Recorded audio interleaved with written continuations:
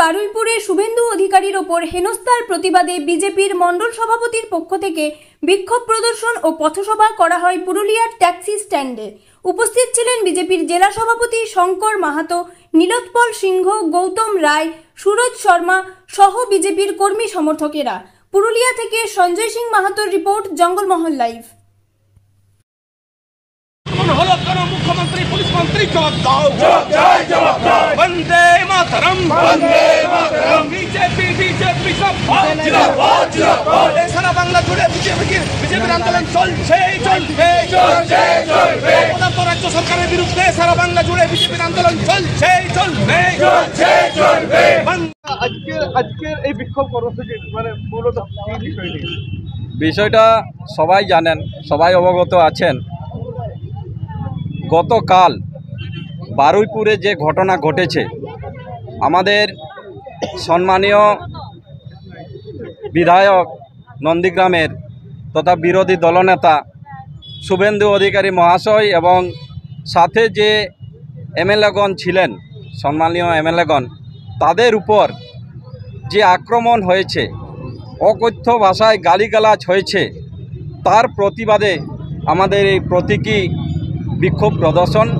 আপনারা সবাই জানেন কে এটা করেছে, কারা করিয়েছে।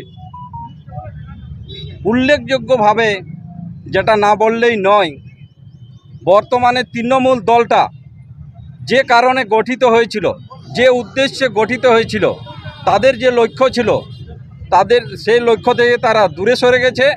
বর্তমানে তৃণমূল দলটাকে হাইজ্যাক করে নিয়েছে শওকত মোল্লা, আপনার সিদ্দিকুল্লাহ, আপনার হুমায়ুন কবির, এরা দলটাকে হাইজ্যাক করে নিয়েছে, একটা সাম্প্রদায়িক দলটাকে লিডিং করছে।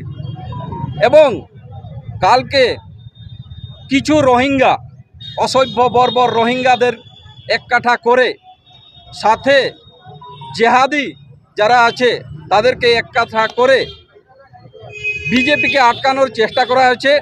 আমাদের সম্মানীয় শুভেন্দু অধিকারী মহাশয়কে আটকানোর চেষ্টা করা হয়েছে এবং আগামী দিনে তারা একটা ভয় দেখানোর চেষ্টা করেছে যে আপনারা যদি পথে নামেন তাহলে আমাদের এই জেহাদি বাহিনী আছে, আমাদের এই বর্বর রোহিঙ্গা বাহিনী আছে, আমরা এদেরকে আগিয়ে দেব। কিন্তু পশ্চিমবঙ্গের বর্তমানে সেটা বুঝে গেছে। হরিয়ানার মানুষ যেটা যেমন বুঝেছিল, দিল্লির মানুষ যেমন এনে, মহারাষ্ট্রের মানুষ যেমন বুঝে ক্ষমতায় এনেছে, তেমনি পশ্চিমবাংলার মানুষ বুঝে গেছে যে বিজেপিদের বর্তমানে দরকার আছে। বিজেপি 2026-এ ক্ষমতাচ্ছে এবং এইটাই গেছে তৃণমূল তাদের পায়ের তলায় সরে গেছে, তার জন্য ওরা এইভাবে আক্রমণে আসছে। এই আমাদের নেতা নেত্রীদের, আমাদের মিছিল কিংবা আমাদের জমায়েতের উপর এইভাবে তারা আক্রমণ চালাচ্ছে, এটা আমরা মেনে নিব না। আমাদের পশ্চিমবঙ্গের সনাতনী ভাই বন্ধুরা যারা আছে তারাও বুঝে গেছে, তারাও মেনে নেবে না।